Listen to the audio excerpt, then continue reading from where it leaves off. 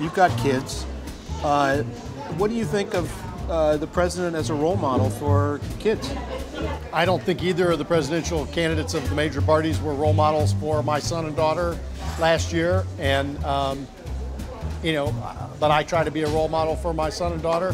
Frankly, I'm not always the best role model either. We all make mistakes, but I do the best I can.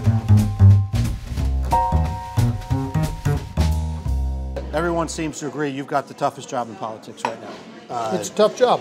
Tell me But I about feel it. good. Mm-hmm. Historically speaking, when the president and the House are of the same party, the House should lose about 30 seats. We have a 23-seat majority.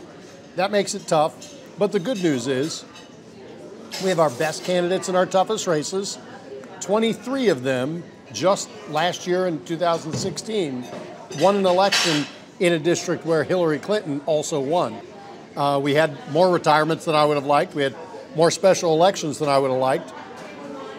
But the special elections allow us to be battle tested.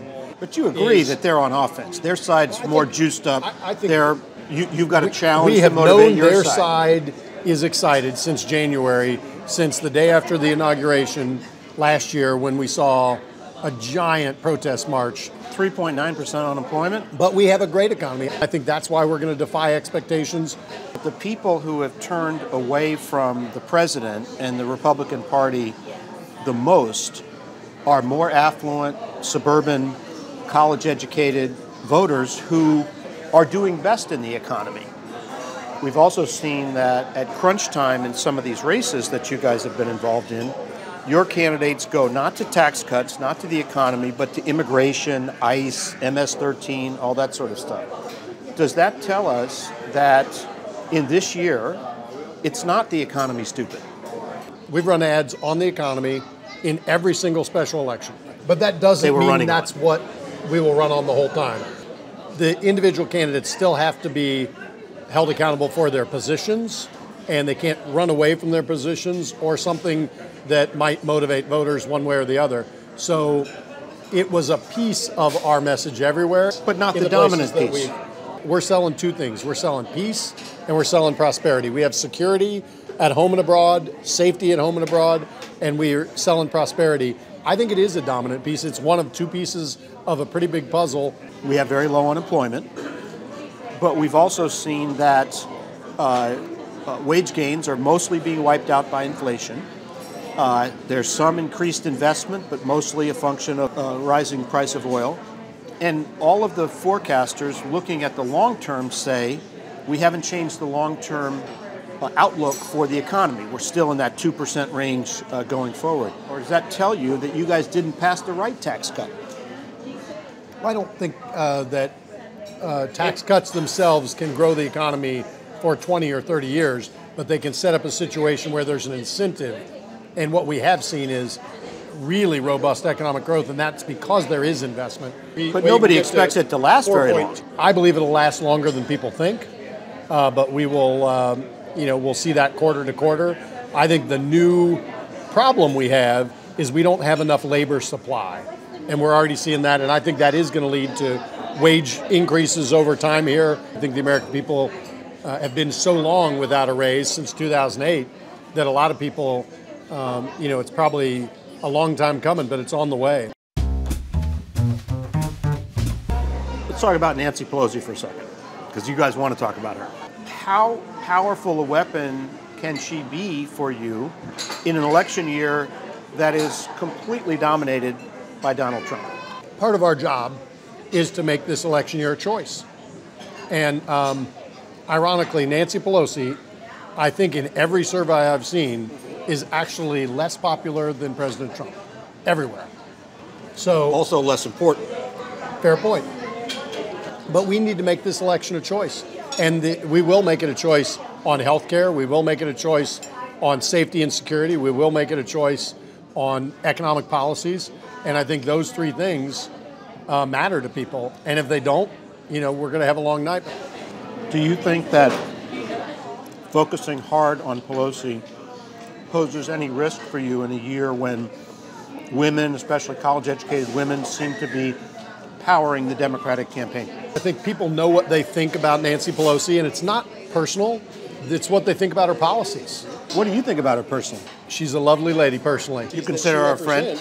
I don't know her really well, but she's a nice lady, and she and her husband, Paul, are nice people. I think they're good human beings, but the policies that she stands for are outside the mainstream of America, and I think that's the point. And, you know, as far as women go, we've recruited 120 women to run for Congress as Republicans. Democrats say if they win the House back, that most of those new Democratic seats are going to be held by women. That's possible. They've got a lot of women recruits too. So, you know, the good news is there'll be more women in Congress in January of next year. What do you think about the Mueller investigation? Do you think it should go forward?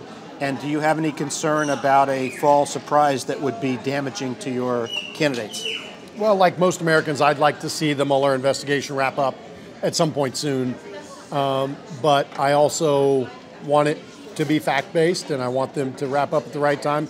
And you don't want to cut it short. Would rather not have them do something in the middle of an election that could impact an election. We all saw, regardless of which side you were on in 2016, I think we all would acknowledge the Federal Bureau of Investigations and the Justice Department played an outsized role in the presidential campaign, and I don't think that's right or fair.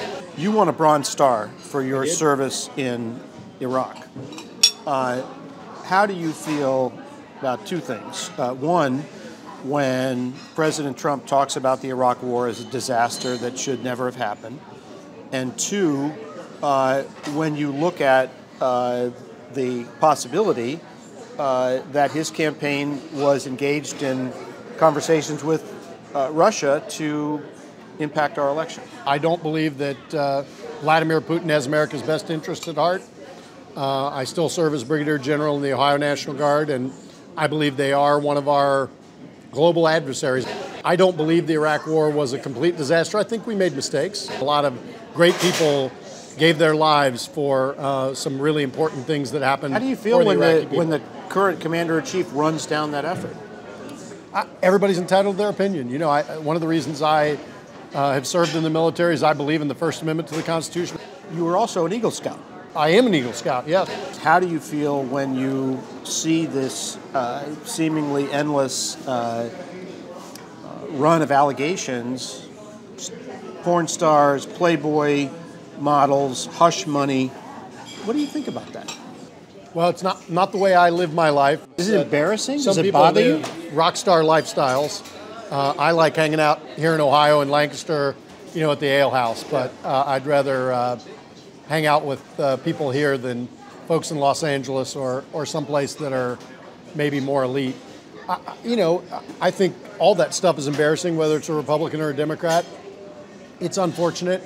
But I think there's great things going on too. Joyce Beatty, who's a Democrat from Columbus, and I came together and created the Civility and Respect Caucus. Unfortunately, in our politics right now, there's a lot of vitriol and a lot of poison. And the president yesterday described an African-American former aide of his as a crazed, crying lowlife and a dog. Yeah, I don't really go on social media much. Sanders said yesterday she couldn't guarantee that the president has not used the N-word in conversation. Well, I think we need more people to lead by example, and that's what I've tried to do, and that's what I'll try to continue to do. Your old speaker, John Boehner, he said, the Republican Party's not around right now. The Republican Party's taking a nap. What we've got is the Donald Trump Party. Do you ever sit there and think, as somebody who is a Republican, who's trying to be a leader of the Republican Party, we've lashed ourselves to somebody who's not so great for us in the long run? The voters decide who gets the nomination, and the voters decide who gets to be president. And the voters did decide. I think the president has some good qualities. He is making things happen.